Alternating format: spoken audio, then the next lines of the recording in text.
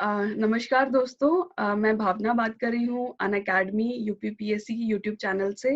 हमारे साथ है आदित्य, जिन्होंने यूपीपीएससी 2018 में रैंक 29 डीसी हासिल किया है। Welcome Aditya, welcome again to our channel. Thank you ma'am. इससे पहले हम 2 वीडियो ऑलरेडी हमने शेयर किए हैं, जिसमें आदित्य ने अपना प्रिपरेशन स्ट्रैटेजी कैसे उन्होंने तैयारी की, वो हमसे शेयर किया। सेकंड, उन्होंने उनका ज्योग्राफी ऑप्शनल था, उसके लिए उन्होंने कैसे पढ़ाई की और कुछ अच्छी-अच्छी टिप्स उन्होंने कैसे स्कोर कर सकते हो आप अच्छा ज्योग्राफी ऑप्शनल के साथ उन्होंने शेयर किया। इस वीडियो में आदित्य, हम आपसे जानना चाहते हैं कि एस्से और कंपल्सरी सब्जेक्ट्स कैसे आपने उसके लिए कैसे तैयारी की? क्योंकि काफ़ी लोग इसके लिए मैम प्रेफ़र सबसे नहीं पहले करते तो मैं देते हैं इन सब्जेक्ट्स को, मतलब ज़्यादा ध्यान नहीं देते हैं। तो आपने स्पेशल इसके लिए स्ट्रैटेजी बनाई थी, पढ़ाई की थी। कैसा था आपका प्रिपरेशन इन सब्जेक्ट्स के लिए? अ,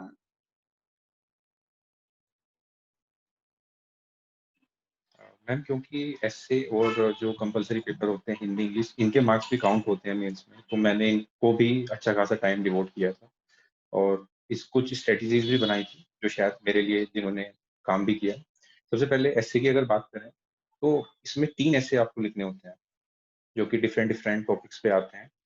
तो सबसे पहले मैंने देखा कि उनकी थीम्स क्या है ब्रॉड ब्रॉड। तो देखा कि कुछ अ, काफ़ी सोशल इश्यूज़ पे आते हैं, हेल्थ, एजुकेशन, वुमेन एम्पावरमेंट। दूसरा थोड़ा फिलोसफिकल एक ऐसे आता है, कुछ भी आपको कोट या फिर कुछ ऐसी चीज़ देंगे जिससे आपको समझ के लिखना होता है। और तीसरा होता है कोई साइंटिफिक जो भी टर्म्स है या फिर कुछ भी डेवलपमेंट्स अभी हो रहे हैं। तो तीनों 3 तरह के ऐसे आते हैं। सबसे पहले मैंने कुछ एसेज प्रैक्टिस किए। प्रैक्टिस करने के बाद में समझ में आया कि आपको एसे को भी फर्दर 3 पार्ट्स में ब्रेक करना होता है, इंट्रो, बॉडी, कंक्लूजन। तो इंट्रोज मैंने कुछ इंट्रोज की लिस्ट बना ली थी कि जैसे अगर कोई साइंस का एसे है तो मैं उसमें कोई स्टोरी लिख सकता हूँ छोटी, या फिर कोई डेटा दे सकता हूँ, रिसेंट कुछ भी रिपोर्ट्स आती है डिफरेंट डिफरेंट टॉपिक्स पे। ऐसे ही हेल्थ एजुकेशन में भी आप कुछ रिसेंट डेवलपमेंट हुआ है हमारे देश ने या फिर स्टेट ने या फिर इंटरनेशनल लेवल पे कोई भी डेवलपमेंट हुआ, तो ऐसे ही 3 ऐसे के लिए अलग-अलग 3 तरह के इंट्रोडक्शन मैंने पहले से डिसाइड किया था कि मैं तीनों में अलग-अलग तरीके से अप्रोच करूँगा। उसके बाद कंक्लूजन होता है कि ऐसे में आप पॉजिटिव नोट पे ही कंक्लूजन आपको देना चाहिए। एक अच्छा इंप्रेशन एग्जामिनर पे पड़ता है और जो कि एक एडमिनिस्ट्रेटर के लिए भी काफ़ी ज़रूरी है कि आपका एक पॉजिटिव एटीट्यूड। तो उसके लिए भी कुछ-कुछ चीज़ें जैसे हेल्थ एजुकेशन वगैरह पे कोई अच्छा-सा कंक्लूजन किसी आर्टिकल से मुझे लगा, तो मैंने एक नोटबुक में अलग से प्रिपेयर किया था। अब मेन आता है बॉडी, जो पूरा कोर होता है किसी केस का। उसके लिए सबसे ज़रूरी है कि 4-5 चीज़ें हैं जो मतलब आपके एसे में होनी चाहिए। पहली है कि डायमेंशन। आप कोई भी टॉपिक पे अगर ऐसे लिख रहे हैं तो आपको उसकी डायमेंशन होलिस्टिकली कवरेज करनी है। ऐसा नहीं कि एक चीज़ पे आप आगे बढ़ते चले गए।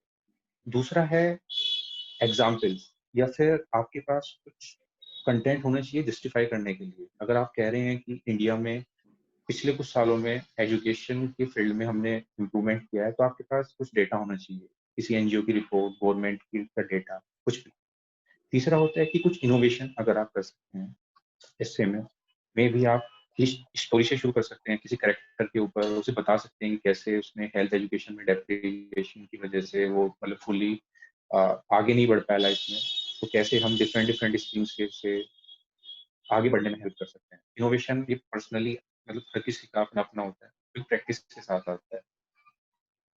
तीसरी चीज़ होती है कि think out of the box.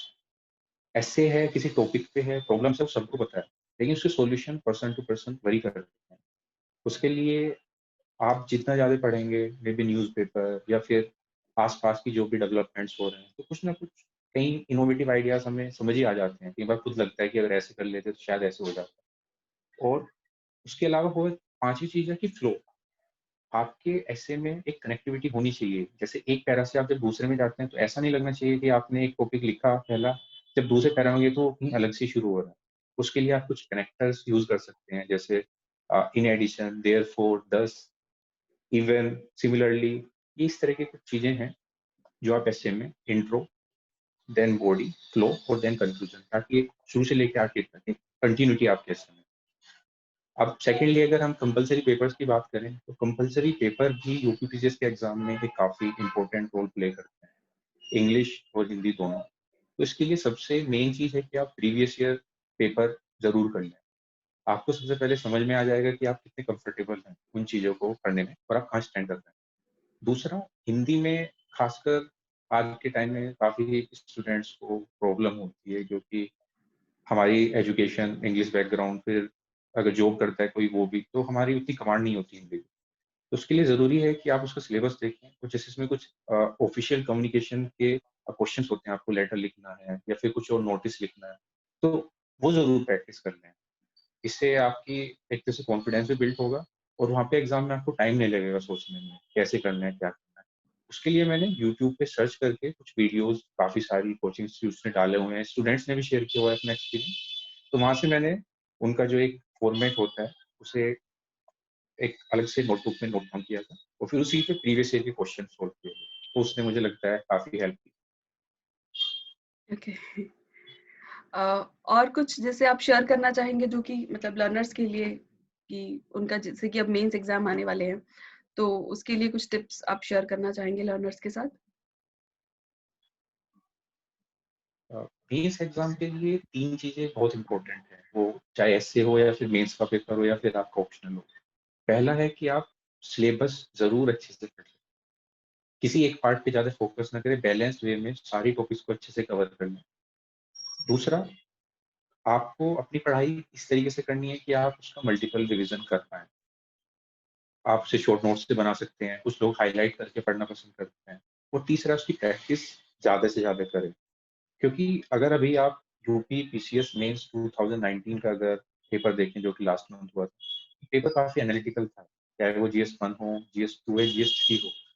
अब एनालिटिकल पेपर में आप तभी एक अच्छा आंसर लिख सकते हैं, अगर आपने अच्छे से रिवीज़न किया है और प्रैक्टिस की है। तो पढ़ते हुए भी थोड़ा सोचने की कोशिश करें कि अगर ये चीज़ है तो इसके पीछे क्या रीज़न है, कैसे और अच्छा किया जा सकता है और क्या क्वेश्चन इस पे बन सकते ठीक है Aditya, thank you so much. Thank you, आपने इतना वैल्यूएबल टाइम दिया हमें और इतनी इतनी अच्छी-अच्छी बातें बताई हमारे लर्नर्स को। Thank you so much.